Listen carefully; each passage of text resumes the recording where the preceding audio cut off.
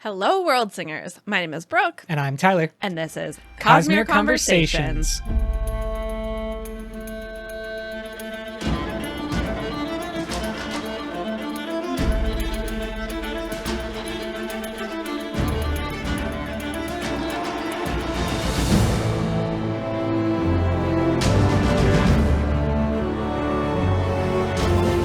Hello to all of you lovely listeners out there. We have an epic surprise. Our first return guest to the podcast more than a year ago when we were talking about these secret projects. We brought on friend Jen Neal from Dragonsteel, and she has graciously agreed to come back and help us put in perspective all of the different deep history and lore that we have got recently from Roshar, the episode that we just had on the birth of Retribution, and kind of give us a launching point or a springboard into the greater Cosmere and the question of, like, where do we go from here? What's going to happen after Wind and Truth, and just fill us with a bunch of speculation. If you recall, Jen Neal works at Dragonsteel in creative development. She is often doing a lot of behind the scenes work on artwork and bringing people together, helping us visualize the Cosmere in a grander sense. And so we are so thankful to have you back on the podcast. Jen Neal, welcome. Thank you. I'm so excited to be back, and I'm excited to be able to talk about Stormlight this time. It's the best.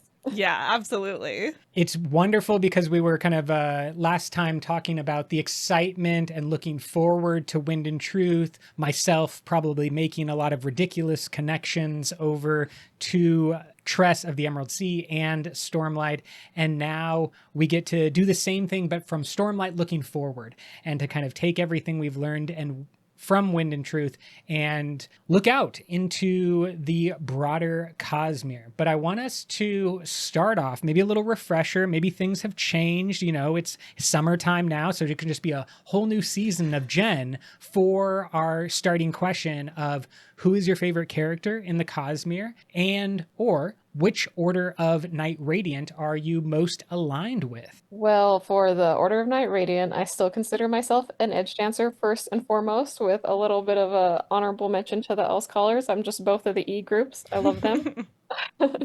And for my favorite character in the Cosmere, I don't know for sure what I said last time, but this time I'm thinking a lot about Yumi and Painter. Just both of them. I love them both so much, and I feel like a lot of people tend to either gravitate toward one or the other, whichever one they relate to, which one they have the most experience relating to. And I don't know that I actually fit either one of them more than the other. Like, I don't know that I personally relate to either of them super strongly, but I know a lot of people on both sides of those experience worlds where they come from that are just so different. And I just feel like Brandon did an incredible job on the character development, and they feel so real, at least according to my experience with the friends and family that I've had that feel like them. And they've helped me have more compassion and understanding for that type of situation. And I just think they are so well done. Yeah. Oh, that's so beautiful. I feel like I need to read Yumi again. It's been a while since I read that one, but I agree. Their characterizations are so well done. I've seen some really good art of Yumi and Truly. Painter lately. Like, I don't know why all of a sudden I'm like getting fed in the algorithm all of these great Yumi and Painter artworks, but there's some really, really beautiful ones out there. Oh yeah, I totally agree. Yeah, I think that Yumi and Painter and just the story in general of that world of Komashi is unique in a lot of ways, but it also has those direct tie-ins to the things that we've experienced before. The Father Machine is kind of a little bit like Nightblood, and we talked about like those connections. But really, I just think that Brandon has definitely continued to grow as an author, obviously, but specifically his ability to write interesting relationships and varied relationships, and ones that kind of like change and grow before our eyes as reader. And I think that Yumi and Painter are the young version of that, where something like Wax and Steris are the little bit more mature version of that. But it's definitely so wonderful to like have these different examples of relationships throughout the Cosmere. Yeah, what I appreciate about the way that he writes relationships is that you really get a sense of the people getting to know each other, where I feel like a lot of times, because a lot of times the relationship kind of is the story, there's a more like love at first sight, or you like don't really get to see the two people learn about who the other person is, and then in so doing fall in love. And I think Sanderson does a really good job with that. Totally agree. Now, to make the connection back to Wind and Truth, and maybe like set us up a little bit for our discussion today, because we think that story, Yumi and the Nightmare Painter, is in the future from Wind and Truth. And so much happens at the end of Wind and Truth and just in the 10 days of Wind and Truth. We learn so much. I'll ask you for a quick hot take or a quick, insight on Kamashi and that world, and maybe a little bit with like the Shodell. But is there anything that you see now that Wind and Truth is over that was impacting the story of Yumi and the Nightmare Painter?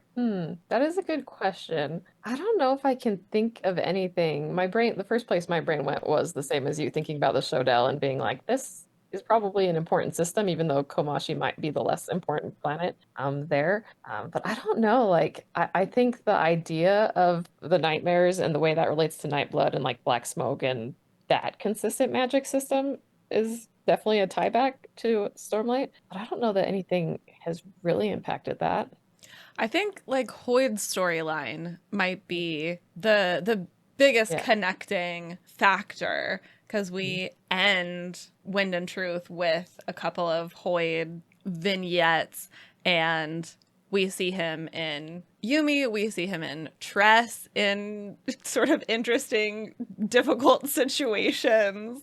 And I think it's going to be really fun to see like where his path takes him now.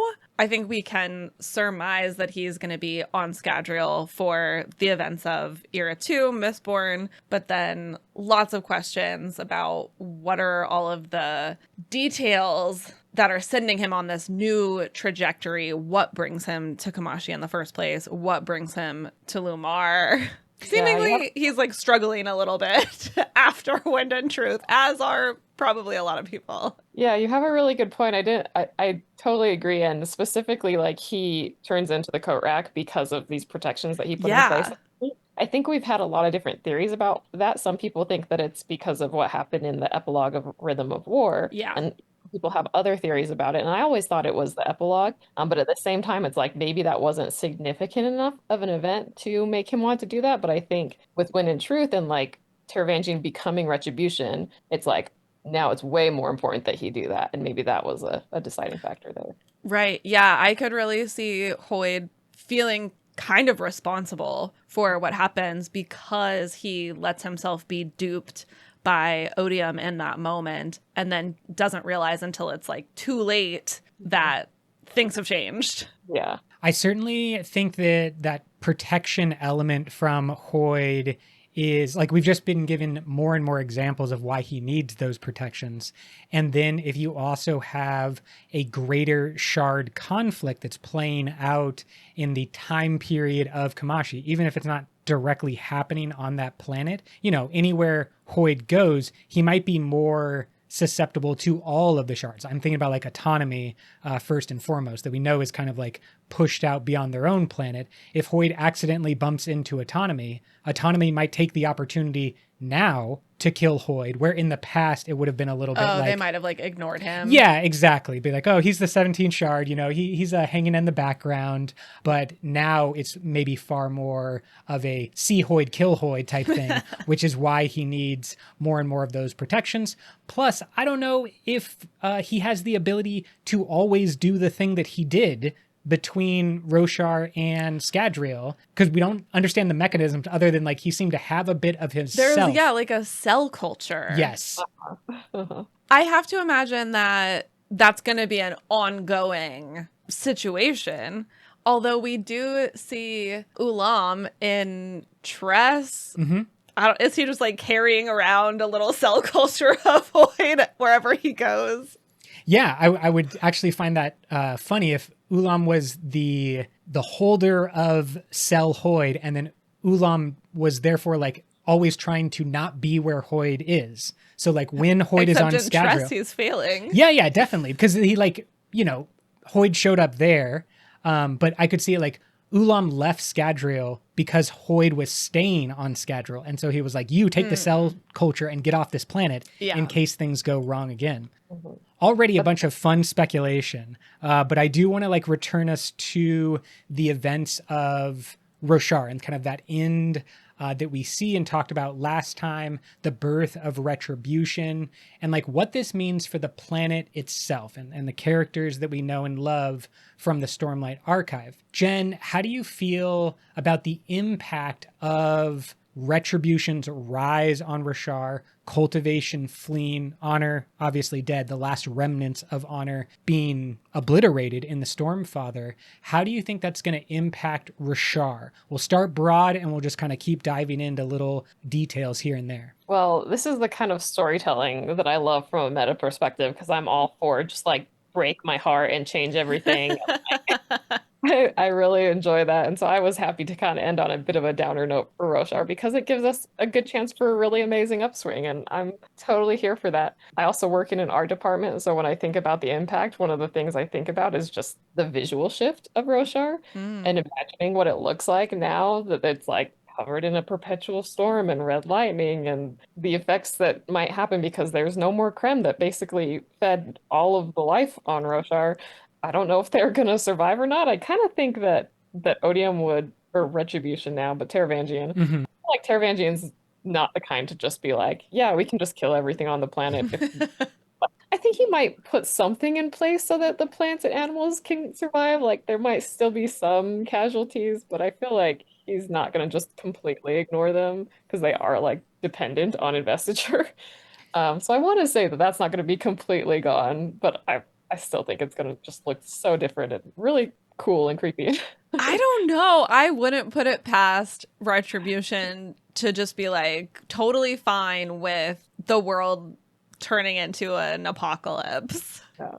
I do. I'm like, if it's a storm perpetually raining, and is it going to wash all of the creme away? And is there like dirt underneath that creme? And we're going to have a whole Oh. planet of people that like don't know how to farm in dirt. Okay, I like this idea because if all the creme sort of melts away, they might uncover a lot of ancient artifacts and like buildings and stuff. And I'm here for the scholarship. Yeah, for sure. I wonder, like, I imagine Azir, where Adolin Mm-hmm. is, they get like their little pocket of sunshine. Yeah. And I also wonder if they become the new Shinovar, where they get more of the Earth-like kind of, Yeah. because they just have like normal sunlight to be able, like, they're the one place that, like, yeah, all of their fauna, flora, everything is gonna die because they can't live in that no stormlight anything situation. But maybe they get grass now. Upgrades to grass, and it might be helpful. I think there's so many interesting speculations, but what you're saying, Jen, most importantly, is that like the entire flora and fauna, the ecosystem of Roshar is built around the high storms, built around the creme that is within the high storms. And we know that the Everstorm storm itself is not as powerful or as potent as the high storms. But I'm left with a lot of questions of just like, how does a normal plant exist? Is it able to immediately change to warlight or void light? Or is there a death of one type of ecosystem and then a new birth of a retribution fueled ecosystem? Do we know that the plants are dependent on the investiture from the storm? I know we have confirmation that many plants are dependent on the creme and sort of absorb the creme to use the nutrients that are in it. I don't know. I don't recall if we have any hard proof that the plant life as well is using the investiture. I don't necessarily think the plant life is using the investiture, except in situations where humans or singers are singing to the plants. Yeah. And like the farm production is aided by the investiture. That's like a very clear example. But no, I think just the general plants and animals are biologically incorporating creme into, whether it's their root system or their nutrition, their diet. I think that they are all just part of Roshar that did exist. And now question mark, does it still exist? Yeah, because even in terms of animals, some of the great shells that have gem hearts, I didn't realize this, but I found a word of Brandon saying that creme provides essential materials in order to grow a gem heart. And so if there's no creme, things like great shells or anything with a gem heart, do they still live? Yeah. I don't know. Like, do they have a different heart?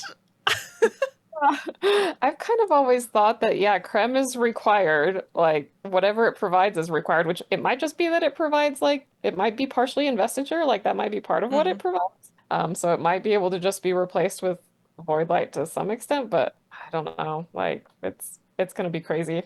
Yeah, because then there's other words of Brandon about the sort of metallic taste that creme gives water. And so there are like trace minerals in creme that are being used in various ways. There is speculation based on some stuff that Brandon said at the spoiler Q&A at Nexus 2024 that he was kind of hinting that maybe that metallic taste is a god metal. Right. And if it's a god metal, then it's very invested. Yeah, like yeah, it yeah. is a key aspect of any god metal that there's investiture component to those things.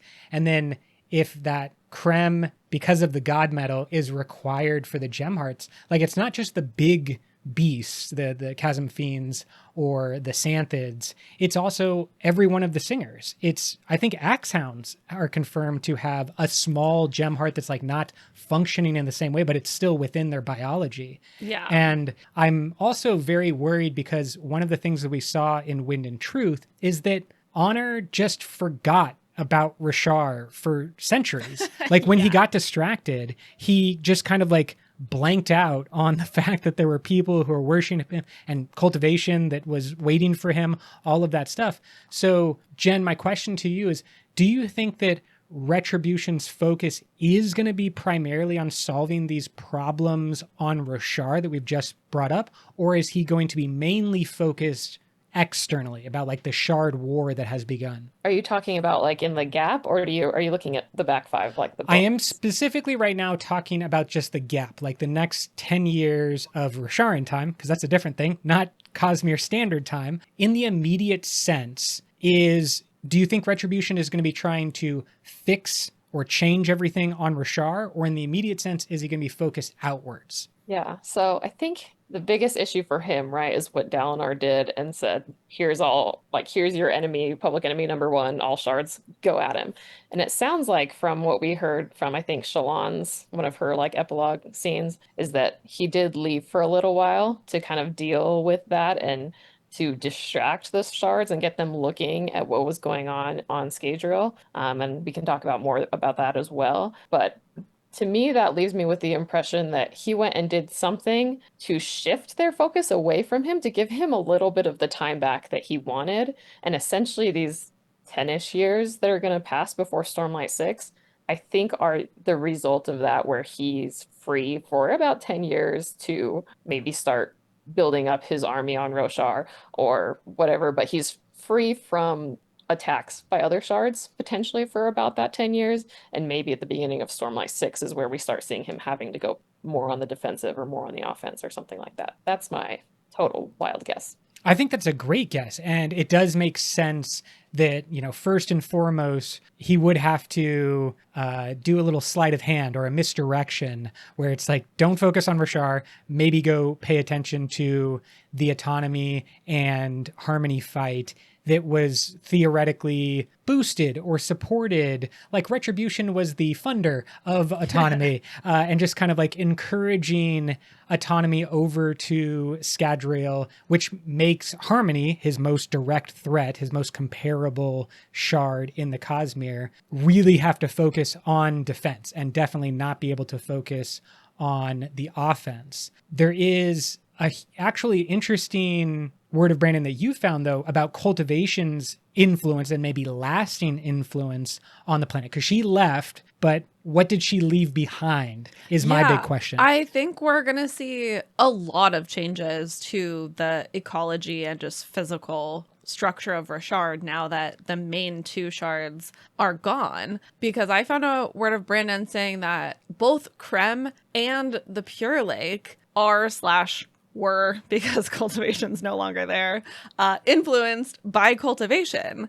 And at the end of Wind and Truth, we even hear that the barriers of the Pure Lake break and the lake floods out. I think that's a direct consequence of cultivation fleeing the planet. And then it also sounds like she was manipulating Krem in some way in order to cultivate, in the way that we've been talking about with a lot of the life on Roshar being so dependent on Krem. It seems like that was maybe a tool she was using to help cultivate life on the planet. And that, like, maybe the life doesn't even need the Krem anymore now that cultivation's gone?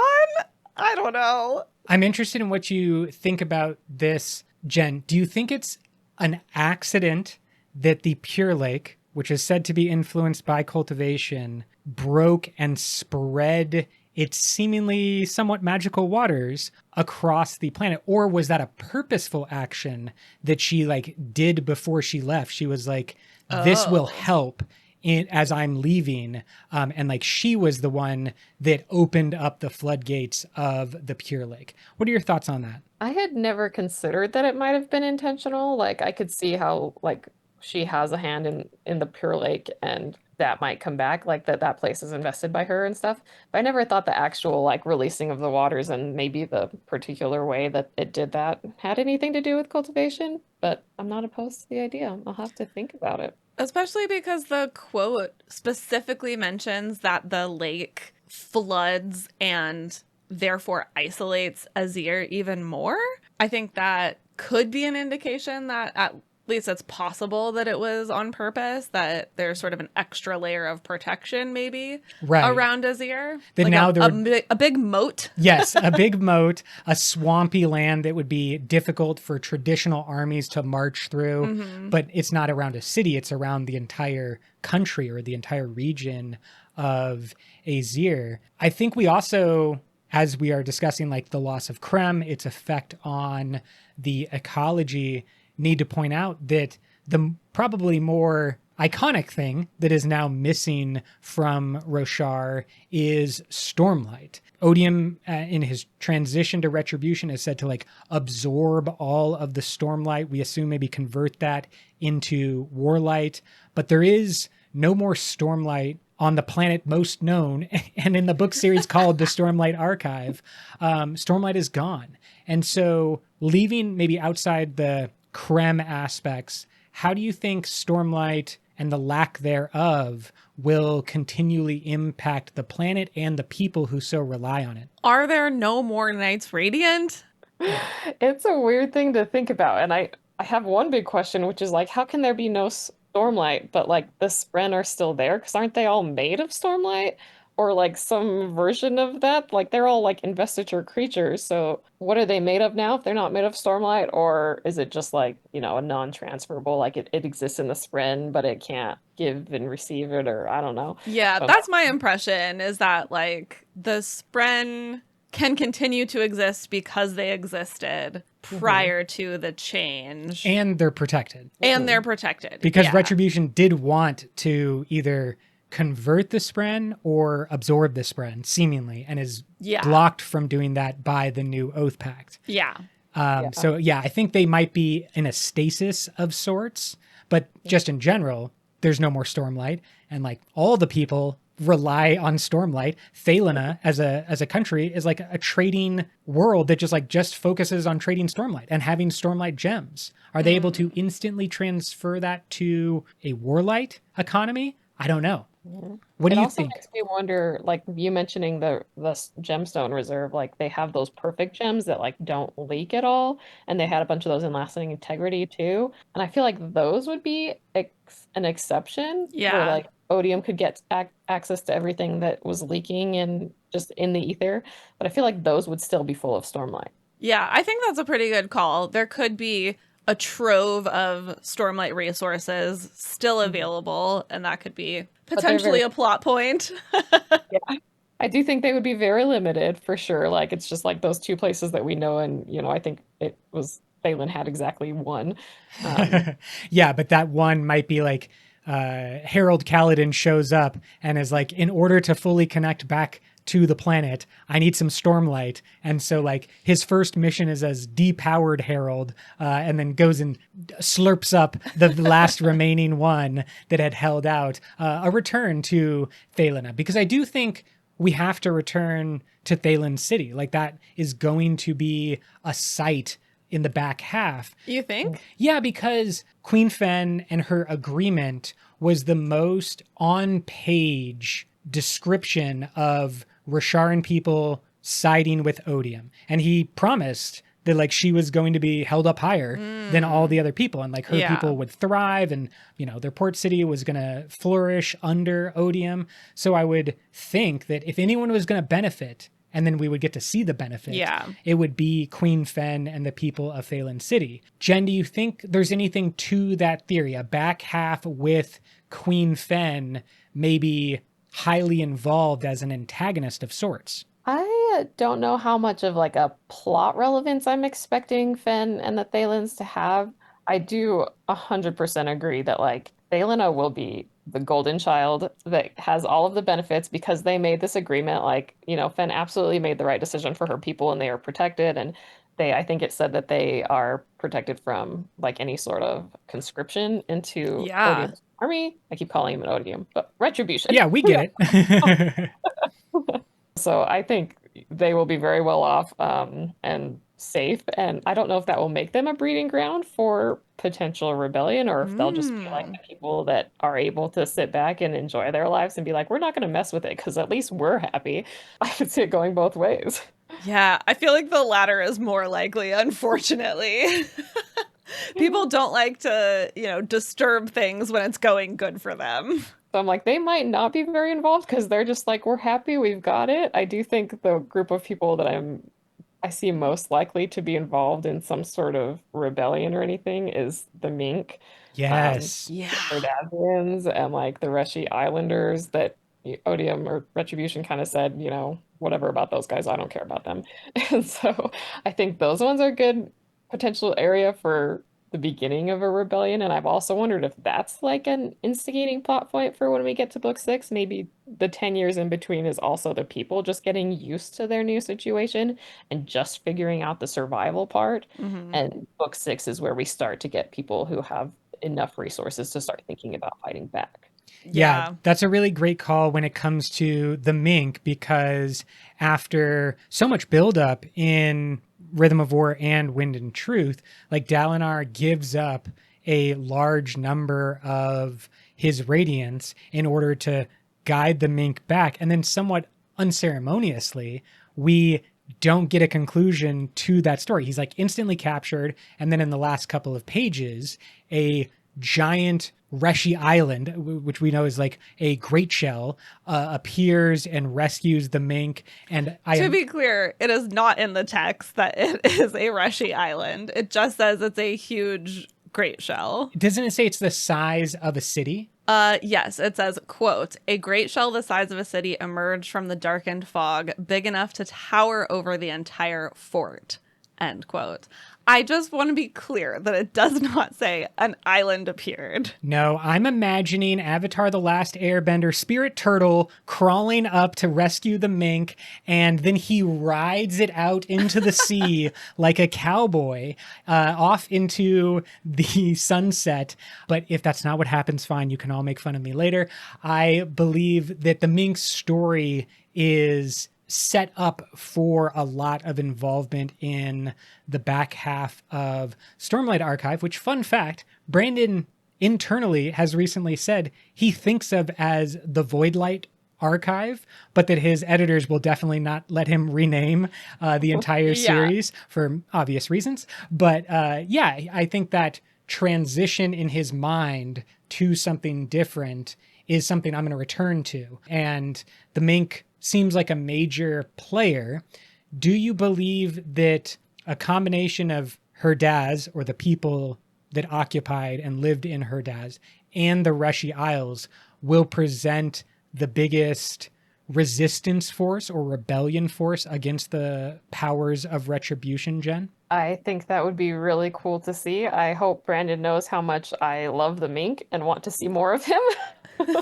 Well, he's a close personal friend, deep listener of the pod, so I'm sure he'll get this episode immediately and know that you love the mink. Because, yeah, the mink was an iconic character that just kind of appeared. He had the grown-up version of Lift going on. They're just like always hiding and escaping. There's so much to love about the mink, and I truly felt like we were just left hanging. It was such a cliffhanger with his end, his rescue at the end of Wind and Truth. So I'm hoping for a, Star Wars Rebellion-esque thing led by the mink coming out of the Reshi Isles. I want to see an army of Reshi Isles, that they're just bringing their people and they're all walking over the planet of Roshar from the seas. These are all just ideas. You're welcome to take them, Brandon, anytime. Run with them. Jen, do you agree with this interpretation of the quote we read a little bit ago, that this great shell that appears to save the mink is a Reshi Isle? So I don't think I remembered that it said that it was the size of a city, because I do feel like that is kind of a tipping factor in that. Like, I had never thought of it. I just thought it was a giant great shell that was just going to eat everybody else and likes the mink for some reason. Like it was the hog that they had. Of course, yeah. So it sounds like it's a lot bigger than the hog. So it's not the hog. So I like that theory a lot, actually.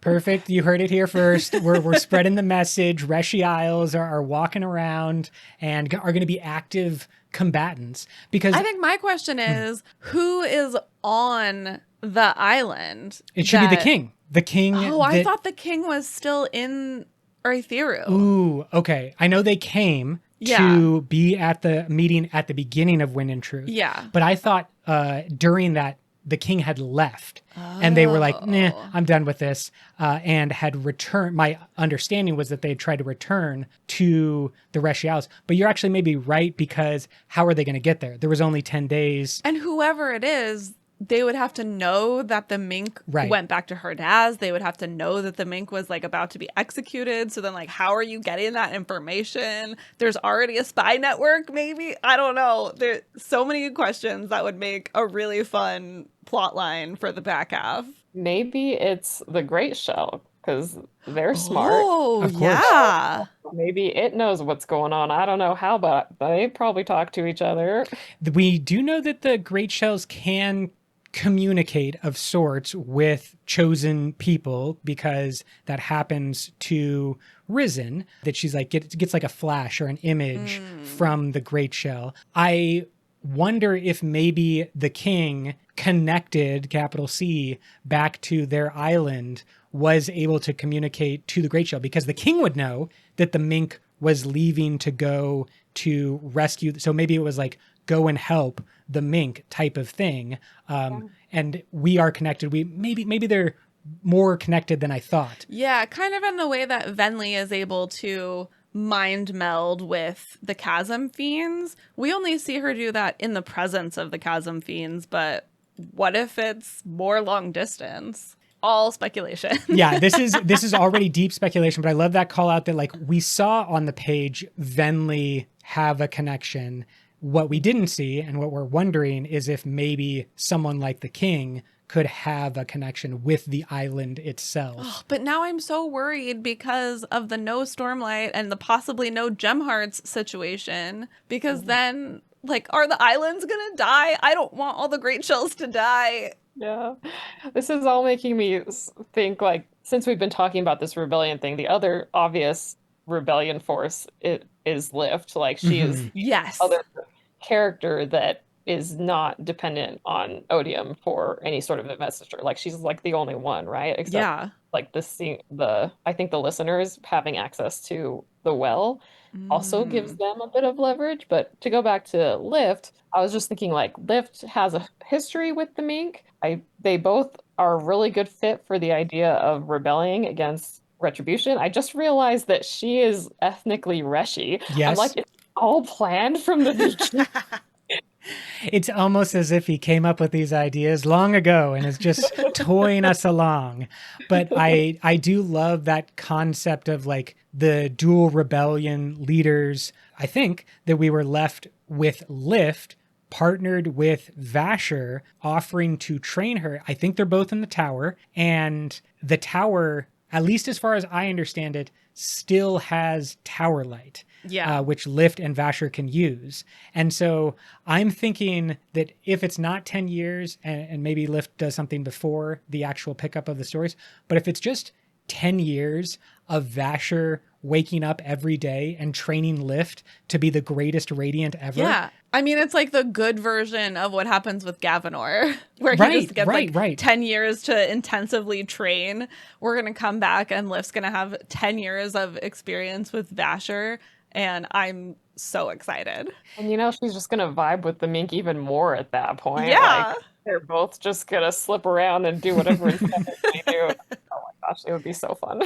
Yeah, I love the concept of the Mink riding on the back of Lift into battle. Like she's slipping like a pro and then just like tosses the Mink off and does. The Mink is going to be really old by that point, though. He's already at the end of Wind and Truth, like, I'm getting too old for this.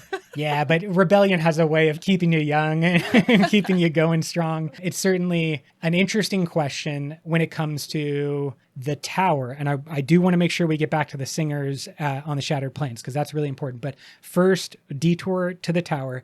Jen, what do you think about this stasis situation and the theory that I just put out? Is tower light still infinite? Or is it also like on a slow decay that they won't be able to have tower light by the time we pick back up with them? Where are your thoughts on that? I was kind of assuming that it's still there and they still have pretty much unlimited access to it as long as they're using it there. But like we even saw in the books already that they can't go anywhere and use it anywhere else. So they can't necessarily take it somewhere else and have it be accessible for investiture, which is not helpful if you're trying to go out into Retribution's lands and mess with things.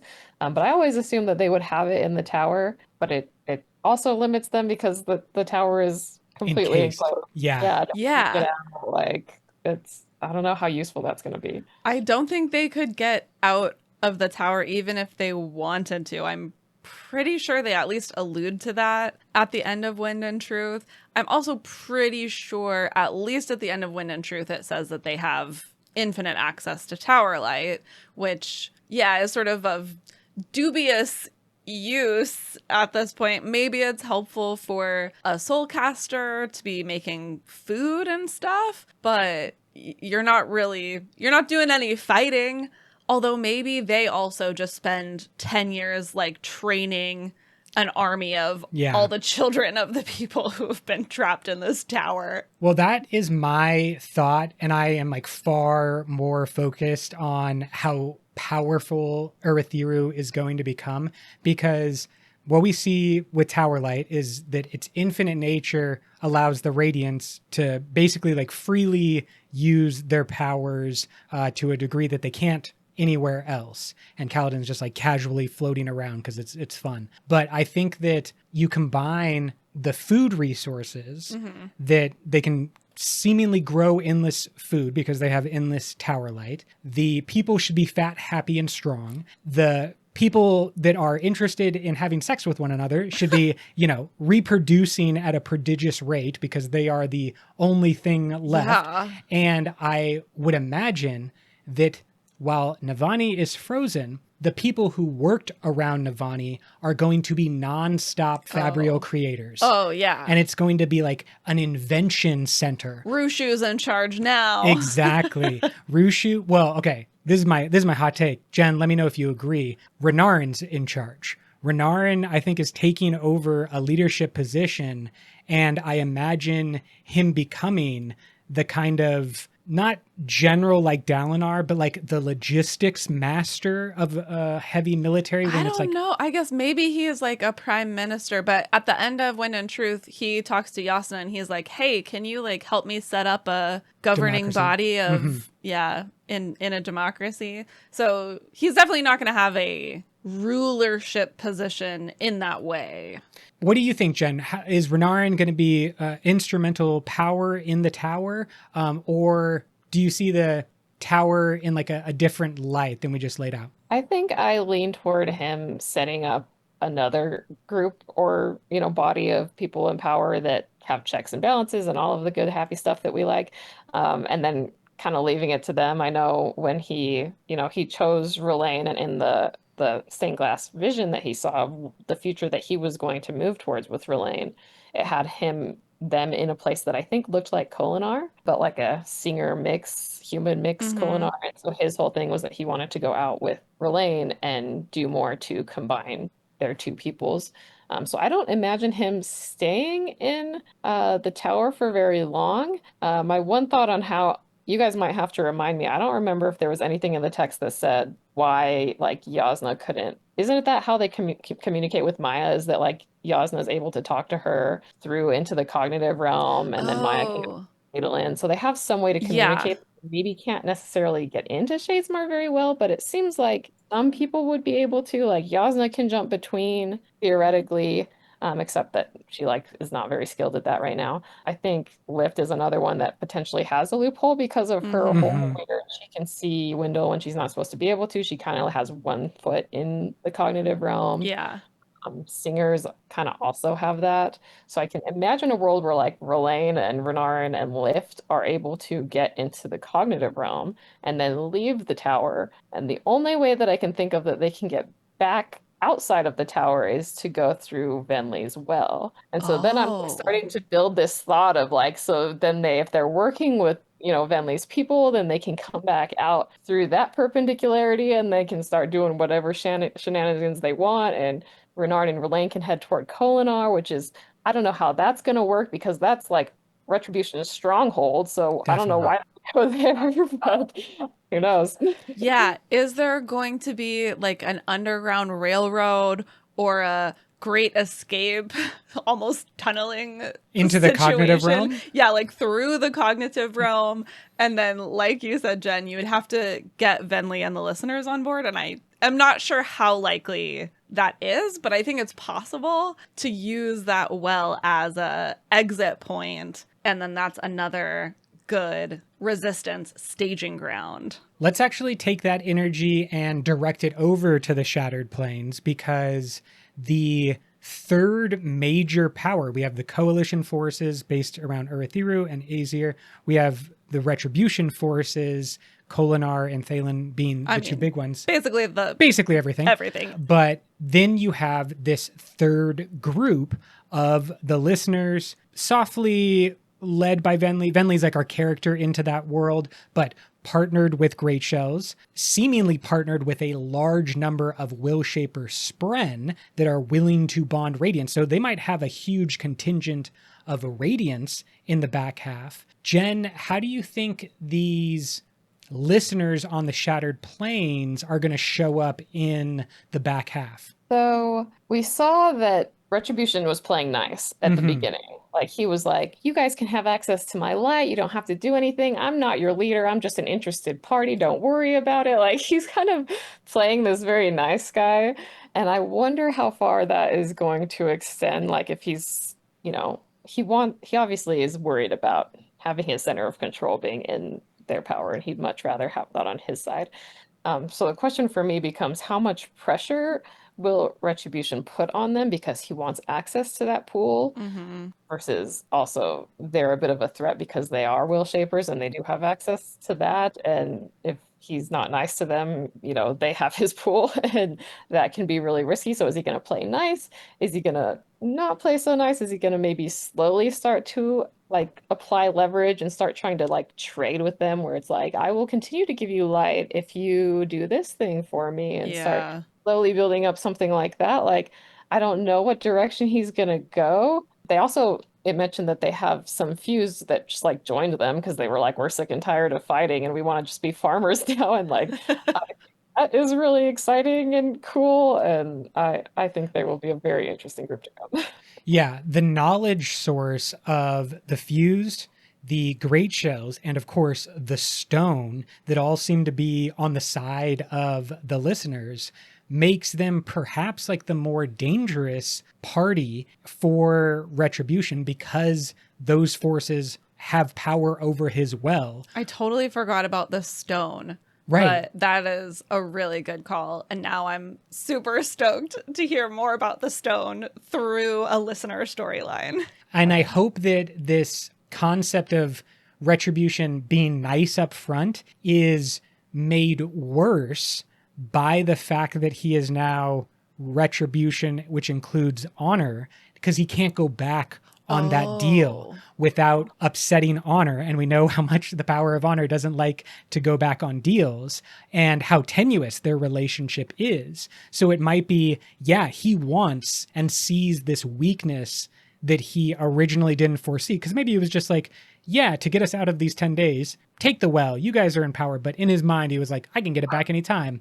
And now it's more of something he's locked into with the listeners controlling what should be his source of power on the planet. Do you want to speculate a little bit, Jen, about the connection between the well, the shattered plains, the fourth moon, and Braze? Like, let's start to turn this conversation outwards away from Roshar to other planets, starting with Braze. We know there's this connection there. Does the Everstorm mean that the pathway that Fused used to travel, is that like always open? Is there a highway now between Braze and Roshar that was only temporary in the past, but now is just like, being developed and they're just like skipping back and forth? I mean, I think as soon as the Everstorm starts in Words of Radiance, right? Yeah, that's right. The Everstorm is circling the planet just like the High Storm. Mhm. So it's already been perma open. Yes. And then what happens in Wind and Truth is just that it gets dispersed so that instead of circling the planet and hitting one place at a time, it hits everywhere at once in a slightly less aggressive way. And what I'm wondering is that highway that was open, is it going to remain open? What do you think about that connection back to Braze, Jen? My understanding of like the Oath Pact was that like, yeah, Herald breaks and it opens a pathway and that's what starts a desolation. And that the whole purpose of the Everstorm was to create that pathway in spite of the Heralds so that they can have a desolation that cannot be stopped by the Heralds and that it would be a permanent pathway. So I absolutely think that that pathway is still there, is still accessible. Obviously, it would be controlled by Retribution, so how much use it would get, I don't think it could necessarily be like snuck through. But also, I don't know if there's like a reason to really want to go Yeah. to Braze. Like it could be open just so that if, there's the random odd fuse that dies and goes back to Braze, they can get back to Roshar really easily. But I don't know why someone would want to go upstream. Yeah, it's a lot less useful seemingly because Retribution has basically the entire planet. There's probably not going to be a whole lot of large scale warfare happening soon. And so Fused are not really going to be dying as much and they have less use of that pathway in order to return. Here's my one bit of speculation related to the fourth moon, and what we hear from those great shells is that they go to the shattered plains to pupate because they feel or hear like a song coming up and I think going somewhere. I think going to Braze specifically, and that is like the highway that then the Everstorm is like making tangible, or that Retribution odium previously is like making the link tangible, but to the great shells, something always existed. Maybe just a cognitive realm thing, maybe more of a spiritual realm thing.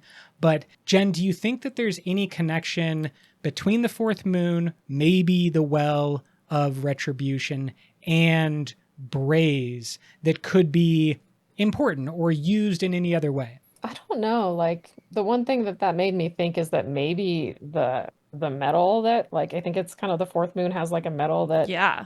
the Shattered Plains a little bit. Maybe that's the same metal that is on Braze and that is like attracting souls there. Maybe in the same way that Braze has attracted odiums like Voidspren and stuff in the past. Maybe the one at the Shattered Plains is doing something similar that the Chasm Fiends can hear, and it's just like drawing them to it. Maybe that's a connection between those.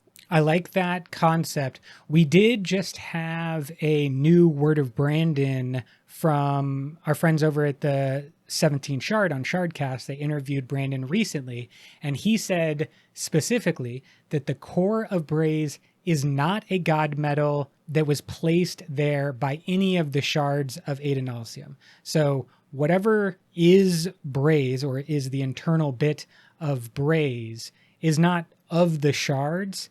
And that kind of lines up with what I'm thinking, is that the animals, the great shells being just like the best example, but like the native creatures of Roshar are more connected to whatever is going on between Roshar and Braze because it existed prior to the shards' arrival. And I want to hear if you have any speculation about the role of native creatures on Roshar, and like how could they maybe have a side in this conflict? We see the Chasm Fiends kind of like joining the listeners. We just talked a lot about the Reshi Isles, but do you think in general the native creatures of Roshar might take sides in these fights? I think that's a really good question, and we have some evidence that like the Sleepless were involved in old like desolations, like they find, their bodies are smoldering on some of those sites and stuff. So I absolutely think that like other like,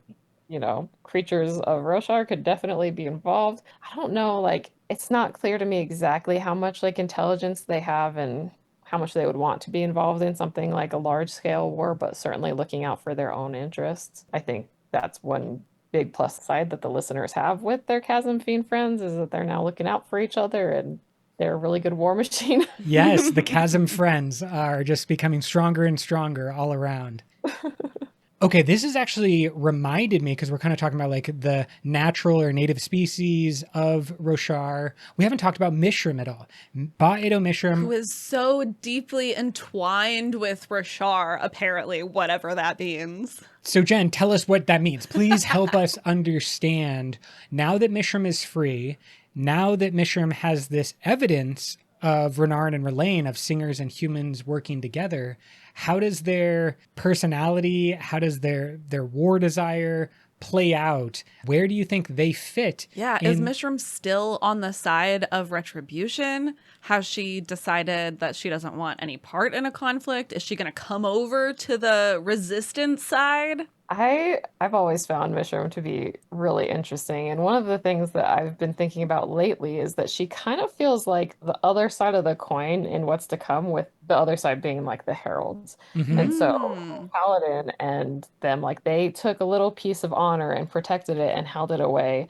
And Mishram's the only other person that we have like that has access to like pure odium power. Like she drank from the well, and so she theoretically would have access to an undiluted part of odium, whereas all of the rest of it became retribution. So I wonder if that'll have an impact on her. Like she might be more odium leaning, which might conflict a little bit with retribution. That's interesting. I wonder if that little piece will be relevant at some point. That she's like the last remnant of odium instead of honor. Yeah. I love that, especially because when we were talking about kind of the arms race between honor and odium in the deep past, the unmade were the counterpoint to the heralds, and they like are supposed to be kind of like on equal levels, obviously doing very different things. But of course, if we have a further example of heralds. Maybe Mishram goes around and first recruits the most, we'll say, Mishram leaning of the unmade, the ones who are maybe displeased with what has happened with Odium, and has a true Odium force that's built up around her and the unmade, and maybe like Spren, because of course like there's also Ja'ana, who has corrupted some of the Spren and maybe will continue to corrupt Spren. And she also seems not super into continuing to follow the leadership of Odium or Retribution now. Yeah, and I see both of them as kind of another thorn in the side of Retribution. Like, one, he has this tightrope that he's walking with honor because he can't go back on any of his oaths without upsetting this shard. And then we have Mishram, who, like, I don't know what would happen if he tried to eliminate her because of her connection to the planet and that it's so strong, and we haven't even seen the full effects of her freedom because she just like up and vanished. But there could be a lot more there that makes it really risky to try to just eliminate her. And we've already seen her like betray Odium essentially. Like, she went to honor for help, and she had some more sympathy for like the humans, and especially now with everything that's happened, like she's understandably angry, but she also shows a lot of growth potential. She seems kind of similar, like to Honor, who's becoming a little child and learning to think on his own. We don't know for sure if the Unmade were like people before or if they were always Spren. But if she was always a Spren, it's very rare for them to like fully grow into something that is thinking their own thoughts and doing their own things. And she's diverging from whatever I think Odium originally planned her to be. And I think that's a risk, but a risk that Retribution can't necessarily act on without causing other problems. Yeah, I completely actually overlooked the aspect of Mishram's impact on the Spren, and now that some of that should be reversed as we move forward, because the Spren are protected by the Oath Pack, but they're also maybe newly empowered by a free Mishram. And I think where this might come into play for the benefit of humans and listeners is with Deadeyes. Yeah. Because the Deadeye Spren, we saw a little bit of healing going on with Maya and even with Testament to a degree. But then, of course, the Unoathed are right now like the strongest force of non-radiance on the planet. I think they're basically going to be the new Radiants. Right, because I could imagine, well, we know for a fact that there are hundreds of Deadeye Spren, that there are way more Deadeye Spren than we've ever seen Shardblades, or that any of the humans knew about Shardblades, that these like Deadeye Spren were converged around lasting integrity at one point. So if all of those Deadeye Spren could theoretically become unoathed now that they're healed from Mishram, that could be a new source of bonds that we are not really prepared for. We could show no bonds needed. No bonds. It's kind of the nice thing about the Unoathed. Promises. Yeah, you don't have to go through the whole process. You don't have to follow the structure of honor. You can just make a little handshake deal with your Spren friends. It's kind of like how Rushu is exploring different methods of making Fabrials and not enslaving them, but employing them, basically. I just remembered also that like Mishram, she could provide void light. Yes. Independent of Odium, and she could provide forms of power. So I'm like, can she still do that? Because if she can, like, all of a sudden Retribution loses a lot of his leveraging power, that he's the only one that can provide investiture. And it's like, oh, can Mishram do it too? Like, that is a big deal. That's a great point. Yes, the concept of, like you were saying, Retribution trying to use leverage over the listeners. If Mishram showed up and was like, you could just partner with me instead, like that'd be a far more interesting deal. That would also be such an interesting turn for the listeners. They became listeners by turning away from Mishram, and then in the end they end up teaming up with Mishram. That would be really cool. I love Mishram. Certainly want more about the Unmade, and because Brandon has given hints that the back half is going to be a lot more information about the Heralds, I think so too. It will be Heralds and Unmade, and that's what I'm really excited about, especially if, like what Jen, you're saying, that the Unmade are in a process of growing and changing in maybe unique ways. Maybe for the first time, we don't even know if Mishram's imprisonment also impacted the Unmade, if it like froze them in a stasis where they couldn't develop, and that now if she's going around and like leading the Unmade to be different and to grow and change, how dangerous that force could be, especially like you said, a thorn in Retribution's side. Mm-hmm. Oh man, so much fun speculation about the future of Roshar and kind of the back half of the Stormlight Archive, but there's also the concept of like, how does this impact the rest of the Cosmere? Because one of the big things we were left with is that the Clash and the new creation of Retribution created a time warp around Roshar. And whenever we start to get into timey-wimey things, it gets silly real quick and it gets difficult to understand. And you're like, okay, wait, this is happening now, but there's dilation. And so is that actually in the future? Yeah, well, plus it's not going to stay constant the whole time. It's not a constant rate, yeah. Even by the end of Wind and Truth, it has slowed down a little bit. So it makes it really hard to calculate, but it also gave us some hints on how this is going to help things line up across the Cosmere. And there's just so many implications in this time warp scenario. And so, Jen, I'm going to start with a very general time explanation, and then I want your feedback on how this is going to impact the Scadrian story going forward. But right now, from what I can understand, and I promise I have more notes if we need to go into this, but from what I understand, the 10-year gap between Stormlight 5 and Stormlight 6 will be the equivalent of about 70 to 80 years on Scadrial, which is the Cosmere Standard Time. And which is about 70 years from the beginning of Alloy of Law. Yes, roughly Alloy of Law or Era 2, we would be looking 70 to 80 years in the future from that moment before Roshar and Cosmere Standard Time sync back up. And so, Jen, how do you think this time dilation and the story of Scadrial is going to be impacted by Wind and Truth and the birth of Retribution? Wow, well, there's like a lot of potential ways, right? You take us on the path and we are happy to follow.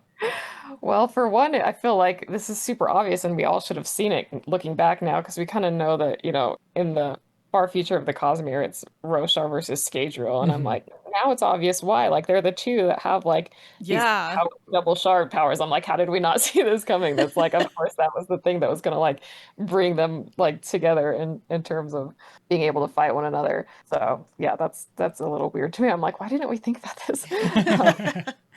I think the shards might be a little bit sluggish in their response to Retribution at first, okay? So like they were not expecting this to happen anytime soon. They were not thinking about ways to deal with him. They were actively trying to not think about ways to deal with him.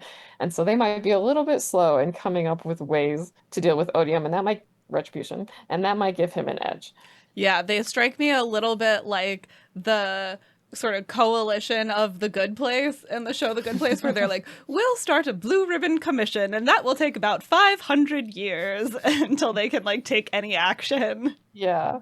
And so I'm imagining like what you said with the timeline. It sounds like all of Era 2 kind of happens at the beginning of this time warp. Yes. And I imagine Era 3 happening toward the end of this time warp. It could be that, Era 3 ends around the same time that Stormlight 6 begins, or it could begin at the same time. I don't know exactly there, but I've kind of always thought that maybe both eras fit into this time gap so that Era 3 will be a story that's already happened by the time we get to Stormlight 6. Mm-hmm. Yes, I do think that sounds right. Brandon in the State of the Sanderson said that Era 3 happens about 50 to 60 years after the conclusion of Era 2, which itself took about 7 years.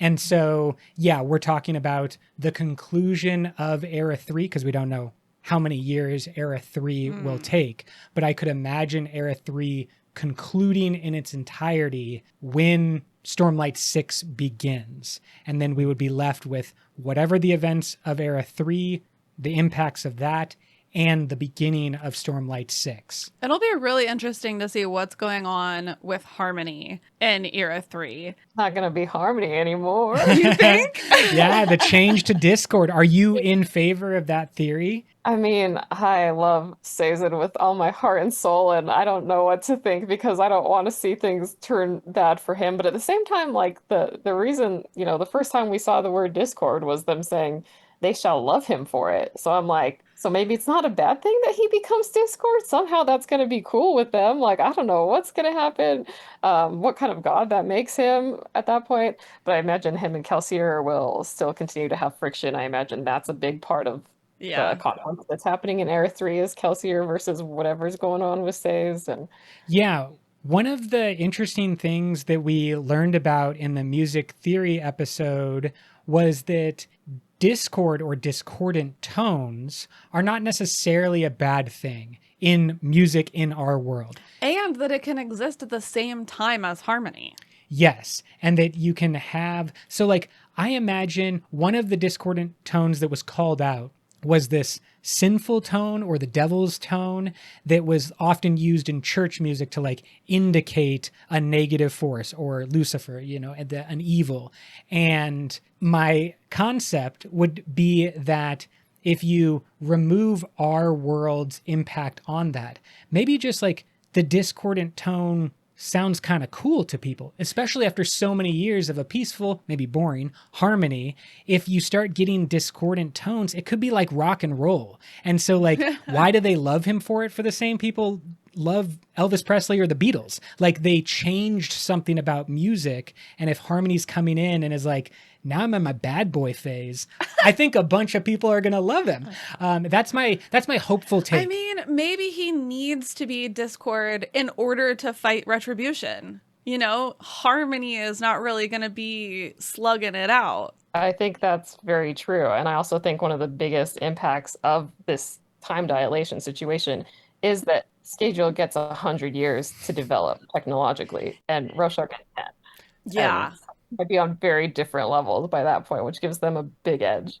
Yeah, because then the people of Roshar are trying to catch up to what they would come into conflict with, a technologically powerful Scadrial and a technologically maybe empowered Discord. Like he is fueling some of the technology with his investiture, with his desires.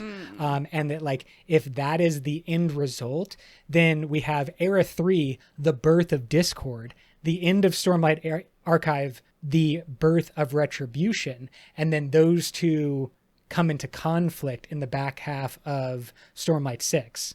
I feel like in an ideal world that I've never really thought was going to happen, Kelsier and Saze would end up on the same side of a fight. I've kind of always imagined them being perpetually against each other, but I'm like, maybe with Discord they come into unity and now they're on the same team. Yeah, could you actually read this with me?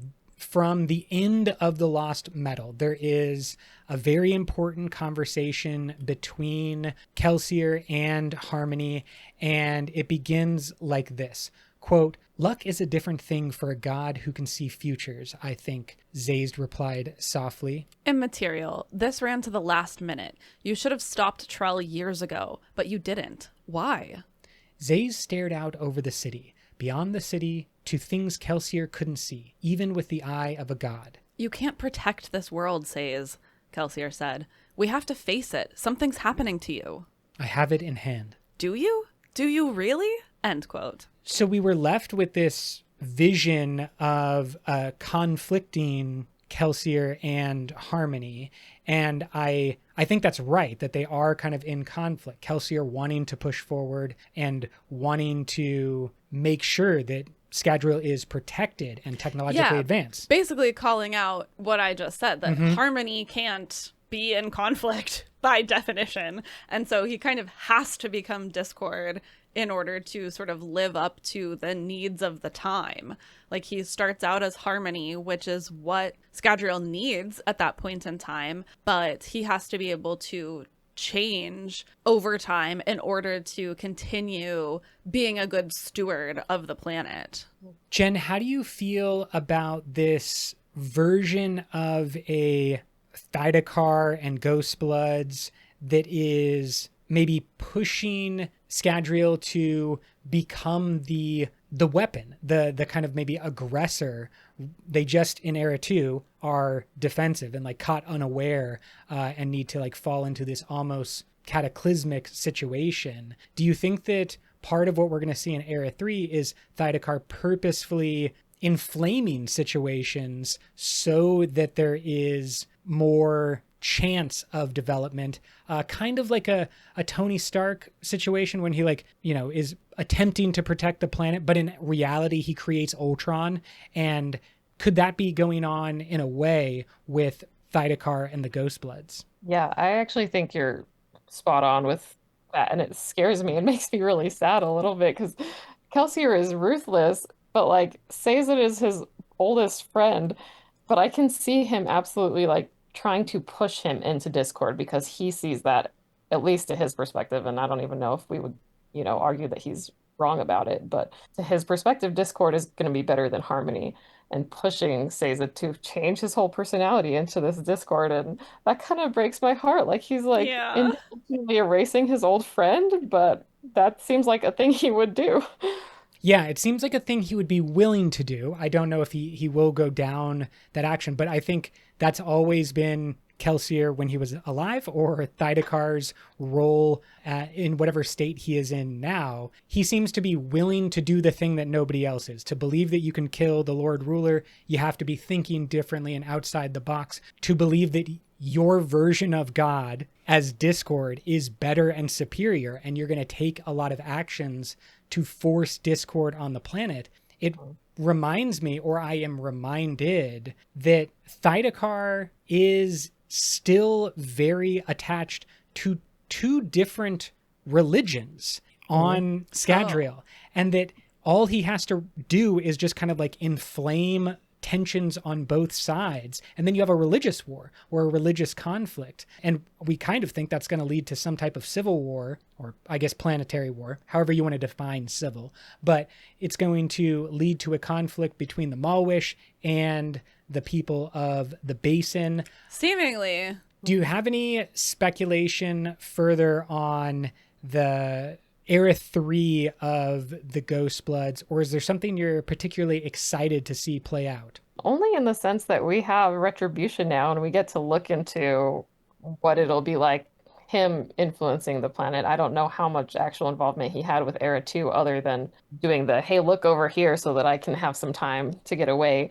thing, but it seems likely that he would be more involved at the time of Era 3. Yeah, I agree. I do think that Retribution found an ally in autonomy and was like, hey, I see that you want to get out there with all your little avatars. How about you go to Scadrial? And uses that as his decoy to buy him some time. And that gets us the events of the Lost Metal. I've even seen it another possible way where Autonomy was already planning on this attack on Scadrial and everything, and he saw that, and maybe she kind of scares him a little bit. Like, God, she's a pretty big threat on her own. We don't really know what's going on Taldane, but like the Men of Red and Gold and all of that stuff.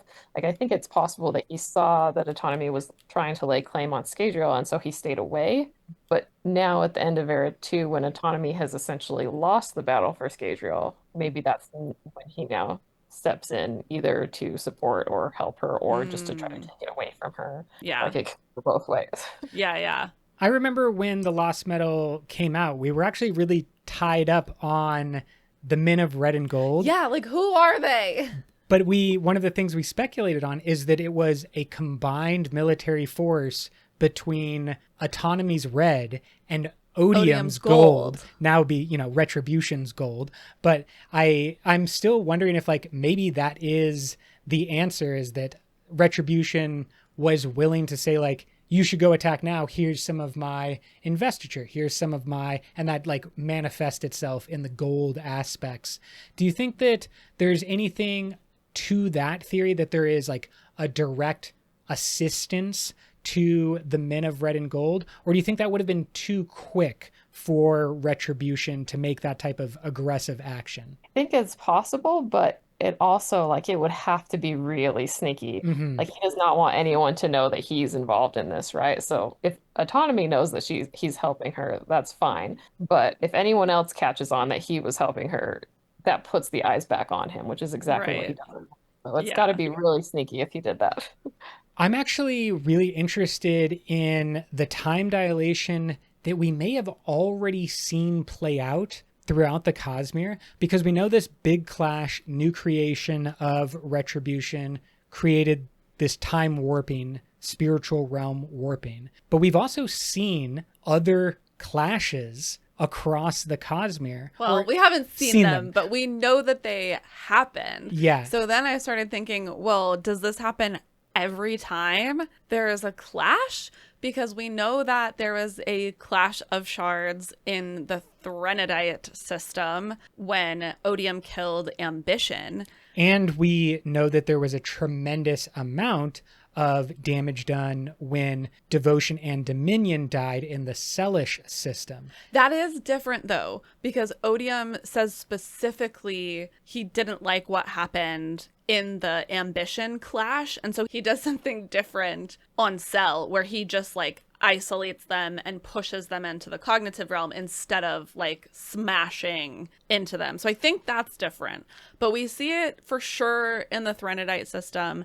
And then I'm also wondering if there was maybe a tiny time warp in the initial clash between Odium and Honor on Roshar thousands of years ago that just like no one noticed because they didn't have as much contact with the outside world. Jen, how do you think this plays out, whether we're looking at the Threnodite system, the Celish system, Roshar's history, or any of the other moments when there's powerful creations? Is it possible even that the creation of Harmony, the birth of Harmony, created a quick time warp around Scadrial during that era, or those 10 years around? Was there some type of warp? Do you think we're going to see this and it's going to be revealed that it happened in other instances across the Cosmere? I would lean towards yes, and that it's even probably like the default of what happens Oh, okay. when clash. I don't know if that means because it was kind of a smaller clash and they stopped themselves way back thousands of years ago. Maybe that one didn't involve much of a time dilation factor, but I think that the making of Harmony was the unique case where maybe it didn't happen because one of the shards that we're dealing with is preservation. Hmm. And that's literally the intent there. Saved the planet, prevented all of these kinds of things from happening. But I think probably with Threnody and Cell both, there might well have been some pretty significant time dilation, and we just don't know because those ones were so long ago. I don't know, but I would assume that something happened with both of those. Yeah, my speculation, this is kind of my crazy out of left field speculation. Almost like I'm rubbing off on you. I get my crazy theory every once in a while. I'm like Of course. 1 for 20 of yours. Yeah, that's a good ratio. My speculation is that the time dilation doesn't necessarily happen the same every time. And I think that in the Threnodite system, instead of making the bubble around the system slower, it made it faster. And that allowed the Threnodites to advance technologically in what seemed like a normal amount of time to them, but was actually very fast compared to the rest of the Cosmere, which is how they got space travel for the people who became the Canticleites to get off of Threnody and arrive on Canticle. I'm totally okay with that. That sounds like a great theory. Yes!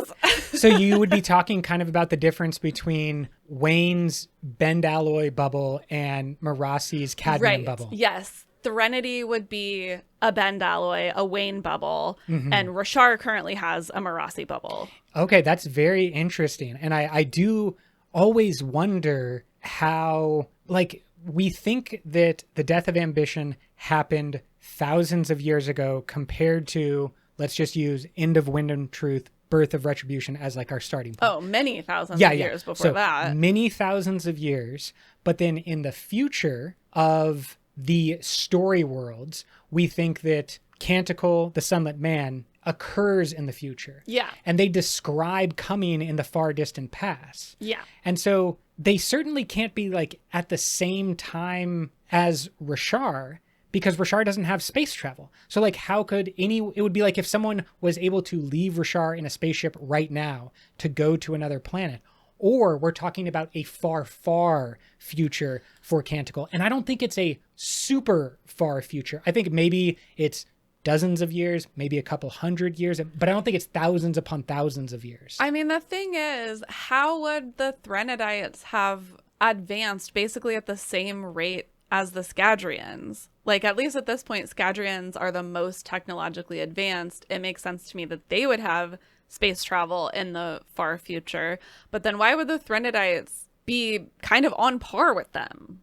Because they're not a shard world, and they have this huge problem of the shades. So, Jen, do you think that we could actually have been given different pieces of Threnody that are confusing us, or like sending us oh yeah, Threnity's kind of a backwater. It's like, infested with shades, but that actually occurred in a weird time bubble. And if we were to drop into Threnody right now, they would have at least minimum advanced spacefaring capabilities. I'm okay with that as well. I feel like Serenity right now is very much a open can of worms where anything could have happened, and Totally. everyone likes it that way. That like all of these things feel like none of them conflict with what we know. So Yeah.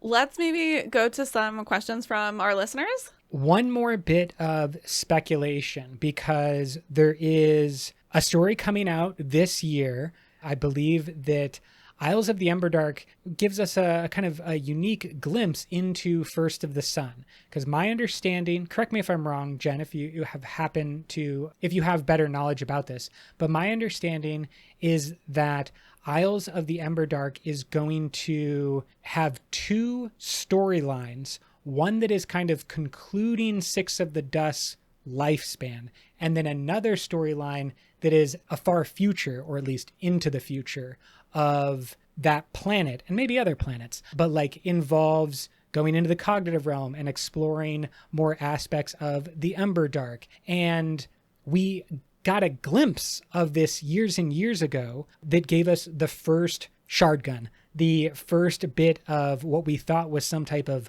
void light skybreaker dropping down from the sky, as well as seemingly Scadrian spaceports that eventually we see again on the Canticle system.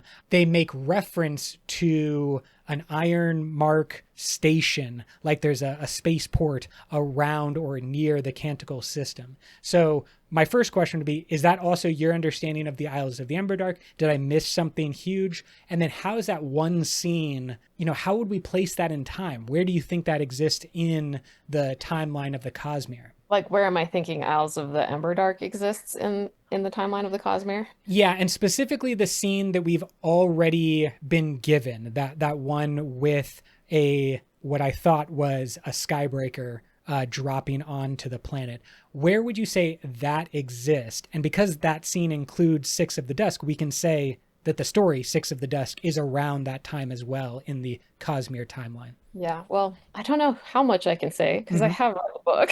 Oh, okay. A little beta reader here. Okay. That's totally fine. No violations of any sort. But there is that one scene. And so I feel like speculation on that scene is okay. But yeah, just let us know if we're maybe on the right track. A wink and a nod would be fine. I think you're on the right track. I think from what we know, from what Brandon has said, you can trust kind of his words on it includes Six of the Dusk, so that is roughly around the same timeline, and that it involves Dusk going into Shadesmar and exploring in Shadesmar. And so it is during Dusk's lifetime is when most of the book happens. Okay.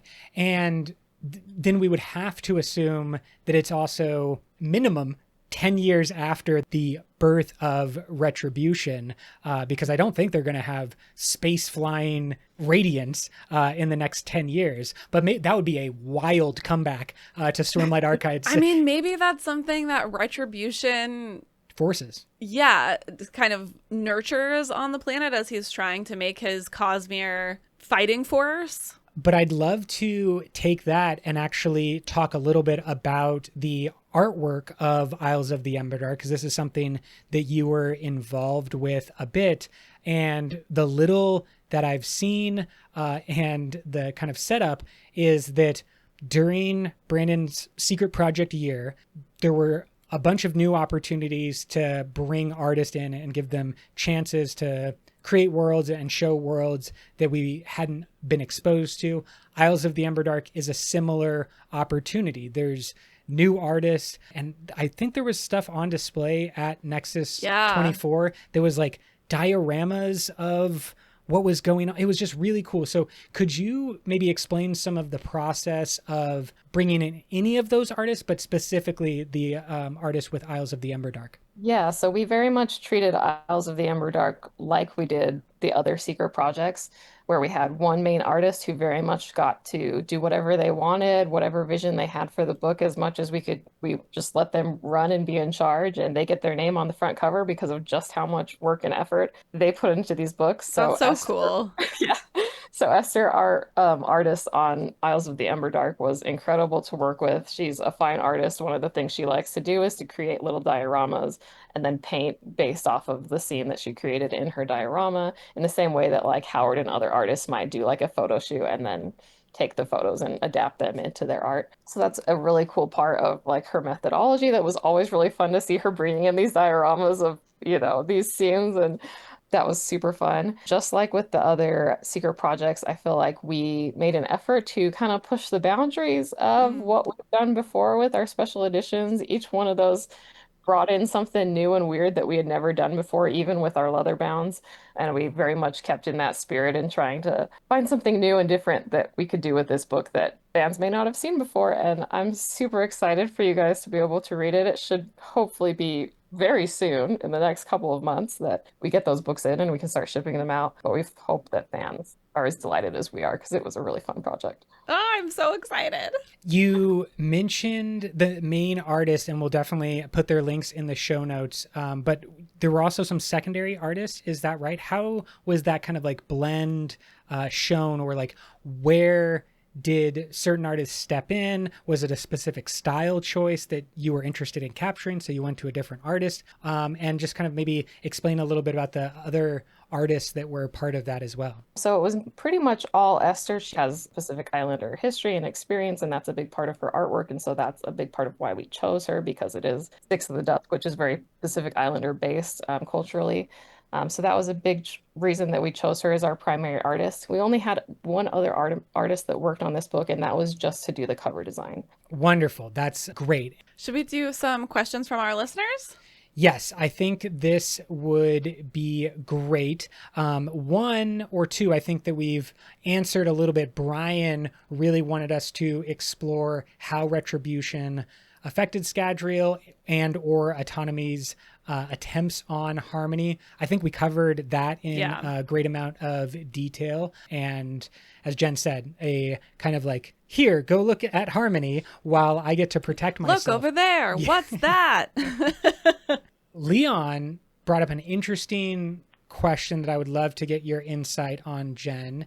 They said, what do you think the likelihood is that Ashen and the Rosharan system overall was a machine built not just to gather regular investiture, but also shards together to purposefully reassemble Adonalsium like a long con of Adonalsium? So this is an intense question. Just explain the entire Cosmere to us, Jen. Yeah. Go for it. You're qualified for that. My leaning is that would require a whole lot of foresight from Adonalsium that I'm not super inclined to believe that they had. Also, I believe that we have a WOB that indicates that he was somewhat sympathetic, or at least accepting of his fate, and that it was an understandable outcome. He seemed to accept it, which makes me think he might not be set on a future that would recreate them. I like where the theory is going, though. I think like we do need an explanation for the weird investiture magnetism of Braze. I just don't know that I would think it would be on a scale that big. Yeah, I think especially because we have the recent word of Brandon saying that Braze was not created. Well, I guess he said it's not created by any of the shards of Adonalsium, but he sort of said it in a way that made me think that maybe there's like a loophole that he also was saying it wasn't created by Adonalsium. So I don't know. Still question marks on that one. Sorry, Leon. No answers for you. And Logan really wanted to know about Vasher and Vivenna specifically. Do you think that Vivenna is still in her Azure form on the planet of Roshar when it gets stuck in this time bubble? And, you know, for as returned individuals, Vasher specifically, you know, is he going to be able to sustain himself, or is there a threat to his life? And then just the question more generally about, do you think Vivenna Azure is still there on the planet? Do you guys remember if there was any mention of Vivenna or Azure in Wind and Truth? I don't think so. I do not believe that there was any mention at all. And I could do a quick search of the text just to confirm, but like I'm 99% sure that there's nothing mentioned. Yeah, I don't remember Azure being mentioned at all in Wind and Truth. And I think last time we saw her, she was in Shadesmar and pretty happy to stay there and going off with some sprint and stuff. So it might be that she was on the Shadesmar side, which means she can get off planet pretty easily. But I also, from a meta perspective, am like, why would you introduce her if she's gone and that's the end of her arc? Maybe she's going to show up in Mistborn Era 3. Yeah. Wow, I actually kind of like that. Is it's becoming a home for many a world hoppers. Honestly, I feel like Azure and Moonlight would really get along. Yeah. Yeah. I think the question of Vasher, though, it would be more interesting if he wasn't in the tower, but he's in the tower, so he still has access to infinite investiture. So I don't think he's going to be bothered at the moment with the loss of Stormlight in the High Storm. Yeah, I also think that even though, like, the reason that he came to Roshar was because of the ease of access of Stormlight compared to other planets. And Voidlight sounds harder to get a hold of, but I don't know how much harder it's going to be to get a hold of. So it might still be that this is still the easiest place to access investiture. It still I might be. don't know. From what we know, Retribution is just being like an abusive boyfriend and is like, if you want this, then you have to like beg me, basically. And at midnight, they have to pray to him. And then if they pray to him and they're like, oh, we love you so much, you're so great, please give us some void light, then he like magnanimously grants them Warlight, I guess. And I just don't see Vasher being the like pray to God type. Yeah, I don't see him doing that either, but slippery. I don't know. He could come up with something, but you're right that right now he doesn't have to worry about it because Tower Light's available, and that also at least gives him the opportunity if he does want to ditch out and not deal with the complication of getting it. He can find a way to get off planet, hopefully. Yeah. Well, Jen, this has been a wonderful conversation. It's always great to be able to talk to you. Are there any other things that you wanted to mention or speak about? Anything going on at Dragonsteel that you think is really exciting? Pet theories that you have? I don't think so. I do feel like I should mention that just because I did point out the other artist that worked on Isles of the Emberdark, her name is Rebecca Sorge Jensen. So just so that I do my due diligence in mentioning everybody, she did the cover and it's beautiful. Other than that, I don't know that there's really anything. I mean, we're having a great time at Dragonsteel. We're super excited to get Isles of the Emberdark out. We're actively working on the next Nexus and World Hopper Ball, and it's a fun time. Woohoo! Yeah, all very exciting things. I know that the Nexus tickets, depending on when this episode launches, are either close or have already started to be released. And so if you have any interest in that, make sure to look into it because Nexus 2025, always a fun time. And Jen, again, thank you so much for joining us. We always love talking to knowledgeable people across the Cosmere, and it's great to have your input. Thank you for validating our various crazy theories. They were great. I love listening to people's theories. It's one of my favorite things. It's just to talk to about theories because I do that too. Wonderful. Thank you all so much for being listeners. Remember, during the summer months and Brooke and my birthday seasons, you can go out and rate and review us on all of your fun podcasting apps. And Brooke, can you take us away? Until next time, life before death. Strength before weakness. Journey before destination.